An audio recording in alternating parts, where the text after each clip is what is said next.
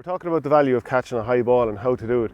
Eddie, what do you think is the key thing when you're looking to catch a high ball and make sure you're good in the air? There's probably a lot of things, but I suppose being tall is one of them. It's an impact factor, but it's probably not the be all and end all either. I think, I seen Richie Hogan, I let him pluck high balls, and so not a bother on him. It's body position. It's probably how quickly you can assess the situation, judging the flight of the ball. There's a lot of things, and at the end, it's what you're trying to do. So for me, ideally, you like to be on a defender's left-hand side, because for me, my strength was going to be, coming in, be it from the blind side, or if you could set. So often and often there was a duel, it was jockeying for position, and if you got to set yourself and got the arm early, you were now in a position of strength to catch the ball. Whereas, ideally then if you take going up against JJ Delaney, his hurl is in this hand, so you're in his in his world now. So and that's not a nice place to be because he gets the ball. But they're things you would think of. It depends what you're also trying to do. Are you trying to get a clean catch or are you trying to get it to ground? So I think defenders they like you in their vision, whether it's the peripheral vision, the corner to the right, they needed to be able to mind you. So that's all. Once they had you, then it was dependent. For them, I think they have the luxury of being able to say, look, once we get it to ground or we don't allow them primary possession, we'll deal with that.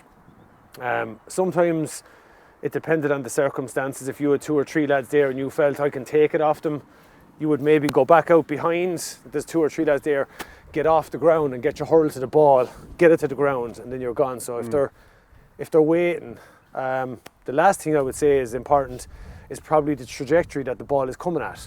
If it's a flyer that's low, then it's different. You probably need to get a hurl to it. If it's the one that's hanging in the air, is it going to just plonk straight down? Is there carry on it? You'd be saying, can we break it through? Or if I get a hurl across in front of the goalie, is it going to fly all the way to the net? So there's a lot of things to consider, but for me, it was probably getting the defender here and ideally coming in where he can't see you. Yeah. If I'm a wing back, let's say I'm playing left wing back, so the sideline is there and the ball is coming across to you that way. I'm under pressure straight away because trying to get my arm across you to catch the ball, you're going to be able to interfere with my arm some way and stop me. So I will be looking to just break that down in front of you. But if I'm at the other side and the sideline's over there, as a defender, which I normally am, I'd be looking to get up and use the fact that in this situation I'm a little bit taller than you, and I'd try and almost plant you down like that and use your own body weight against you and try and get across for the ball. So what would you do about that?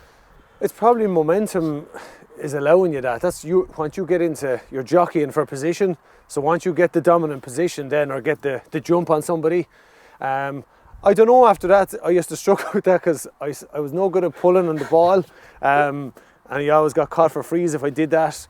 But it's hard to do that then because he has the advantage on you every way, and once someone pushes you away, so it's, can you get up and get a hurl back up, or do you just try even stunt the ball some way?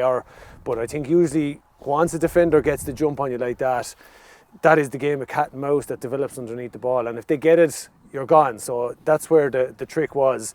Alternatively then you just try to keep on the move, so your footwork was important to get out and then start your run in.